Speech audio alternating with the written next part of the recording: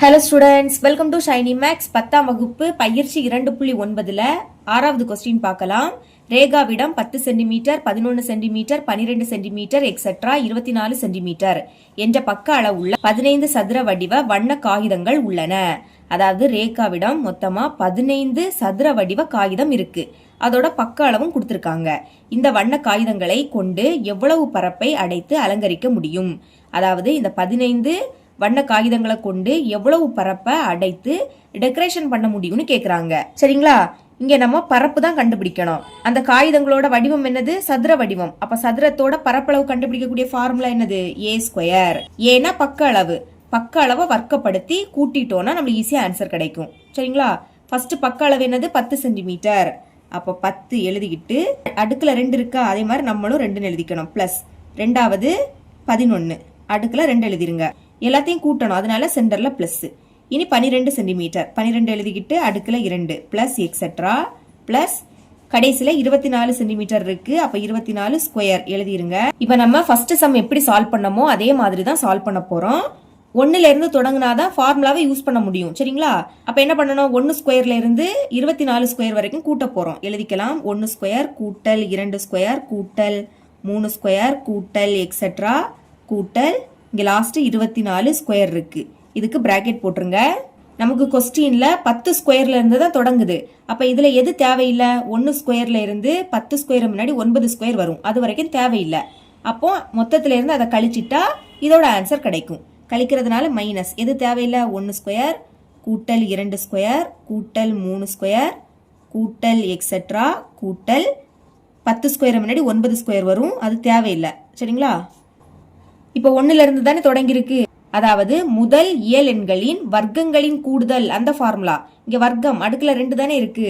அப்ப அதோட ஃபார்முலா எடுத்து எழுதிக்கலாம். 1 ஸ்கொயர் கூட்டல் 2 ஸ்கொயர் கூட்டல் 3 ஸ்கொயர் கூட்டல் எக்ஸெட்ரா கூட்டல் இந்த மாதிரி n ஸ்கொயர் வர. இதோட formula n into n plus 1 into 2n plus 1 bike கீழே 6 வரும். ஃபார்முலால பிரதியிடலாமா? n இருக்கு. என்னன்னா உறுப்புகளின் எண்ணிக்கை. இங்க 1ல இருந்து தான் தொடங்குது. 1 2 3 தொடர்ச்சியா தான் இருக்கு.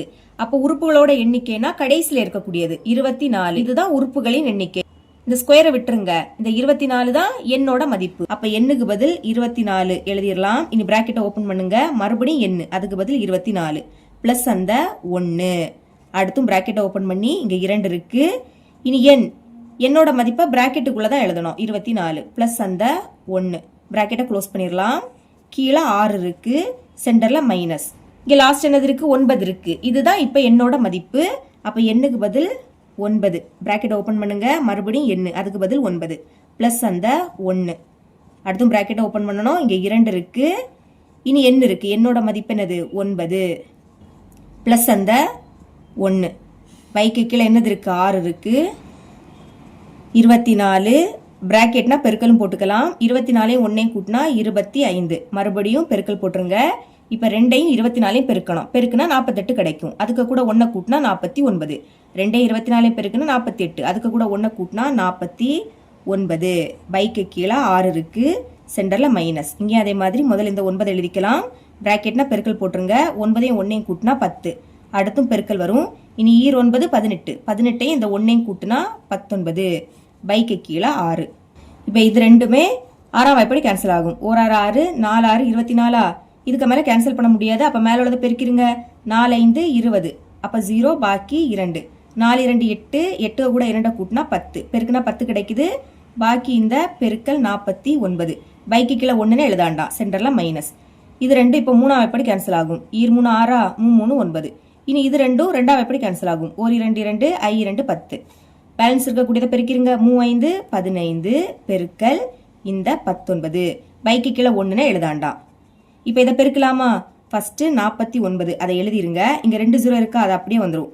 சென்டர்ல மைனஸ். இனி 15ஐயும் 19ஐயும் பெருக்கலாமா? 15 19 9 5 45. அப்ப 5 பாக்கி 4. 9 1 9. 9 1 13. இனி 1 5 5 1 1 கூட்டுங்க. 5 5 3 கூட்டினா 8. 1 1 கூட்டினா 2. அப்ப என்ன கிடைக்குது? 285 கிடைக்குது. இப்போ 4900 இருந்து 285 கழிக்கணும். இங்க கழிக்கிறேன். 4900 இருந்து 285 கழிச்சிருங்க. கடன் வாங்கணும். இந்த 0 10 ஆயிடும், இந்த 0 9 ஆயிடும். 9ல இருந்து 1 கழிச்சா 8ன்னு கிடைக்கும். 10ல இருந்து 5 கழிச்சா 5, 9ல இருந்து 8 கழிச்சா 1, 8ல இருந்து 2 கழிச்சா 6, அடுத்த இந்த 4 அப்படியே வந்துடும். அப்ப என்ன கிடைக்குது?